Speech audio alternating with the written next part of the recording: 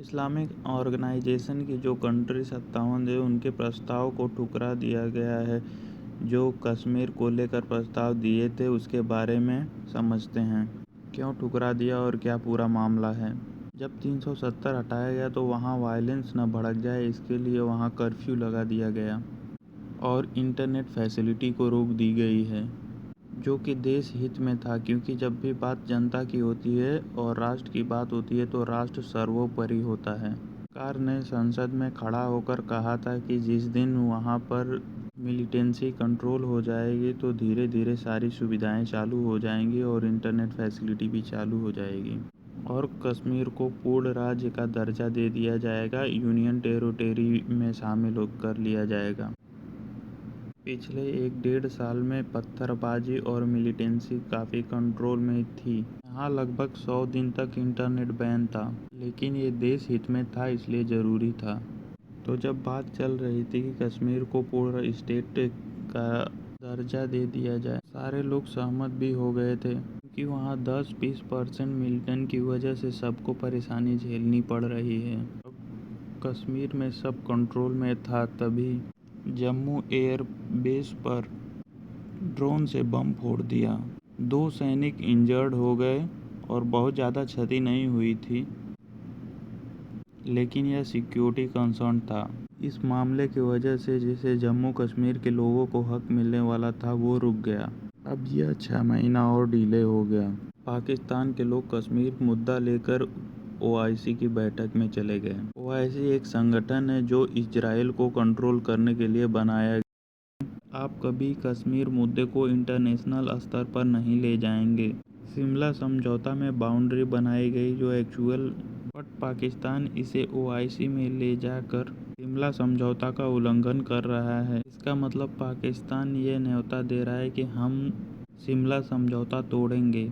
हम इंतजार में बैठे थे। इधर भारतीय विदेश मंत्रालय ने जवाब दे दिया कि OIC यानी इस्लामिक ऑर्गेनाइजेशन की जो कंट्री है यह दुनिया की सेकेंड लार्जेस्ट कंट्री है, जो सेकेंड लार्जेस्ट ऑर्गेनाइजेशन में आती है। UN के बाद यह सबसे बड़ा ऑर्गेनाइजेशन है। इसे अपने वक्तव्य को सोच समझकर बोलना चाहिए। जब मोदी जी सऊदी अरबिया या UAE में जाते हैं तो इनके लिए कश्मीर मुद्दा रहता ही नहीं है। भारत सरकार ने बोल दिया कश्मीर में कुछ नहीं होगा, जो भारत की सरकार चाहेगी वही कश्मीर में होगा, जो भारत की संसद चाहेगी वही। भारत में 22 करोड़ मुस्लिम रहते हैं, जबकि पाकिस्तान में एवरेज 21-22 करोड़ मुस्लिम रहते हैं। कौन सा ऐसा देश पागल है जो अपने बराबर की जनसंख्या के बराबर ही जनसंख्या का बोझ लेकर चलना चाहेगा। पाकिस्तान कहता है हम भारत के मुस्लिम का ख्याल रखेंगे। पाकिस्तानियों का एक जनरल स्टेटमेंट है कि कश्मीर में मुस्लिम सुरक्षित नहीं है। अब पाकिस्तान में मुसलमानों का हाल देखिए। यहाँ शिया सुन्नी की मस्जिद में नमाज बम फोड़ दिया जाता है। यहाँ भारत में तो कोई बम नहीं फोड़ा जाता है, चाहे वो शिया है या सुन्नी हो। शिया वाले सुन्नी की मस्जिद में जाके नमाज़ पढ़ें या सुन्नी वाले शिया की मस्जिद में आके नमाज़ पढ़ें, यहाँ कोई किसी को कुछ प्रॉब्लम नहीं है। पाकिस्तान में हज़ारा मुस्लिम होते हैं। हज़ारा मुस्लिम को ये लोग बोलते हैं कि इनकी आंखें छोटी छोटी होती है, ये मुसलमान नहीं हैं। अरे भाई, इनको किसने ये अधिकार दे दिया कि किसी की आंखें छोटी है तो इनको बताए कि ये मुस्लिम हैं, ये मुस्लिम नहीं हैं। हज़ारा मुसलमानों पे ऐसा जुल्म होता है, इन्हें लाइन से खड़ा करके गोली मार दी जाती है। जहाँ तहाँ जेनोसाइड देखने को मिलता है और ये लोग कश्मीर में मध्यस्थता करेंगे। इस पर इस्लामिक देश के 57 जो कंट्रियाँ हैं ये इस पे शांत रहते हैं। पाकिस्तान में देखते हैं, पाकिस्तान में अहमदिया मुसलमानों को घर से खींचकर उन्हें मार दिया जाता है। बलोचों को हेलीकॉप्टर से गोली चलाकर मार दिया जाता है। क्या ये मुसलमान नहीं है? दूसरे देश के मुसलमान या जम्मू कश्मीर के मुसलमान आपको मुसलमान लगते हैं, लेकिन जो आपके ही देश में रह रहे मुसलमान हैं वो मुसलमान नहीं हैं। भारत में आपसे छोटे मोटे कलह होते हैं तो हम लोग इसे आपस में मिल बैठकर सुलझा ही लेते हैं। ये इस्लामिक ऑर्गेनाइजेशन के देश जो अपने यहाँ तो मुसलमानों की स्थिति सुधार नहीं सकते, कहीं पर सीज़ फायर नहीं रोक सकते, फ़िलिस्तीन में सीज़ फायर नहीं रोक पा रहे हैं, इजराइल और ईरान के बीच में क्या विवाद चल रहा है उसको नहीं सुलझा सकते हैं। इराक और सीरिया में क्या हो गया उसे नहीं कंट्रोल कर सके। ये लोगों को जम्मू कश्मीर ही दिखता है, जम्मू कश्मीर में आके मध्यस्थता करेंगे। भारत एक सेकुलर देश है, यहाँ पे सारे धर्मों के लोग खुशहाली से रहते हैं। यहाँ हिंदू मेजॉरिटी में तो मुस्लिम सेकंड मेजॉरिटी में आते हैं। अब जिस भी व्यक्ति को भारत में ख़राब लग रहा हो, भारत में नहीं रहना चाहता, वो दुनिया के किसी देश में जाके खुश नहीं रह सकता, क्योंकि यह एक सेकुलर देश है जहाँ पे आप सभी धर्मों को मान सकते हैं और सभी धर्मों के साथ आप यहाँ पे रह सकते हैं। आप किसी दूसरे देश में जाएंगे तो हर देश में कुछ न कुछ ऐसे प्रॉब्लम्स हैं। अभी सऊदी अरबिया में देख लीजिए हज़ारा मुस्लिमों के साथ क्या होता है, पाकिस्तान में देख लीजिए अहमदिया मुसलमानों के साथ क्या हो रहा है, म्यांमार में रोहिंग्या मुसलमानों के साथ क्या हो रहा है। उन्हें या जहाँ तहाँ भाग कर शरण लेना पड़ रहा है। कुछ लोग तो भारत में भी आकर शरणार्थी बने हैं।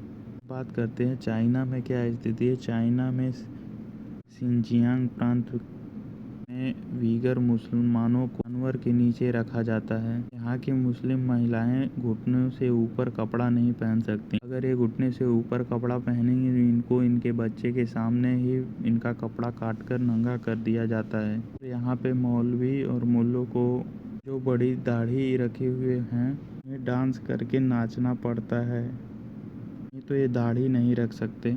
और यहाँ पे आपको कुरान का एक हिस्सा ही पढ़ने को मिलेगा, लेकिन इस्लामिक ऑर्गेनाइजेशन के देश इस पे कुछ नहीं बोलेंगे।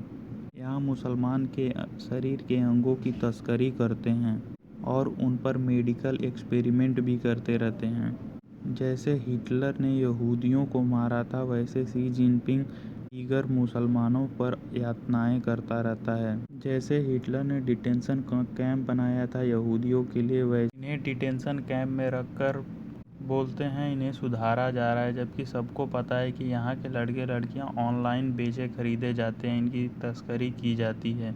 लेकिन ओआईसी के देशों पर इनको कुछ दिक्कत नहीं है।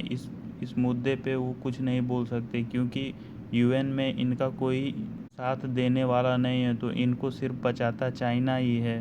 तो इसलिए ये लोग हमेशा हाँ शी जिनपिंग साहब, हाँ जी शी जिनपिंग साहब बोलते रहते हैं। लेकिन इन लोगों को सिर्फ कश्मीर मुद्दे पे ही बोलना है।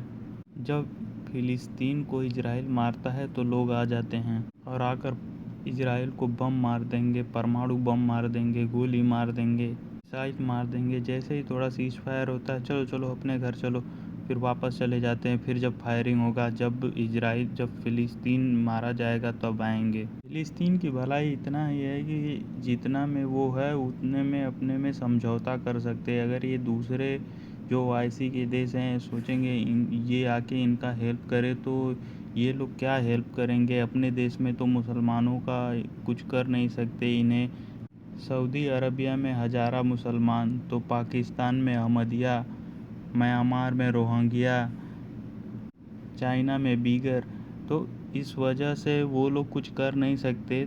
भलाई इसी में है फिलिस्तीन के कि ये इजराइल से समझौता करके और जितना है उतने में खुशी से रह ले। ओआईसी के देश आके बात करेंगे भारत में जम्मू कश्मीर के बारे में, जबकि भारत ने फ़िलिस्तीनियों के लिए क्या किया है। भारत फ़िलिस्तीनी सोल्जर्स को इंडियन मिलिट्री एकेडमी देहरादून में ट्रेनिंग दे रहा है ताकि वो इजराइल से लड़ सकें। लेकिन इस पे भारत तो नहीं चिल्ला रहा है। एक्चुअली जब पाकिस्तान में चुनाव होता है तो इन लोगों को कोई मुद्दा तो रहता नहीं है, इसलिए ये कश्मीर मुद्दा रख के वोट की राजनीति करते हैं। इन्हें पता है इनका जो पूर्वी पाकिस्तान था आज वो बांग्लादेश बन गया है। इनके हाथ से पूर्वी पाकिस्तान चला गया और इन्हें कश्मीर चाहिए। पाकिस्तान का टोटल फॉरेन रिजर्व $16 बिलियन है, जबकि इंडिया में भारत का सिर्फ मुकेश अंबानी का नेटवर्थ $113 बिलियन है। एक्चुअली देखा जाए तो ये लोग ही हैं जो, पाकिस्तान ही एक ऐसा देश है जो पूरे विश्व में मुसलमानों की छवि ख़राब कर रहा है। सिर्फ़ और सिर्फ पाकिस्तान की वजह से जो अच्छे मुसलमान हैं उनका भी नाम, और जो भारत में मुसलमान हैं उनके भी साथ खड़े हैं। हम उन बम मारेंगे, परमाणु बम मारेंगे, मुसलमानों को बचा के मारेंगे। अब परमाणु बम को थोड़े पता है कि कौन मुसलमान है, कौन हिंदू है, कौन सिख है, ईसाई है। कश्मीर के लोगों की भलाई इसी में है कि वो भारत का साथ दें और भारत की सरकार का साथ दें और आगे बढ़ें। अगर पाकिस्तान से मिलना चाहेंगे तो पाकिस्तान जैसा हालत हो जाएगा। पाकिस्तान की शिक्षा व्यवस्था, इंफ्रास्ट्रक्चर और पाकिस्तान की जीडीपी कैसी है, वहाँ का डॉलर रेट क्या है, ये सब आप देख सकते हैं। उस हिसाब से भारत के पक्ष में आना ज़्यादा सही है। तो हम तो यही कश्मीरियों से कहेंगे कि आप भारत के साथ खड़े रहें, भारत सरकार के साथ खड़े रहें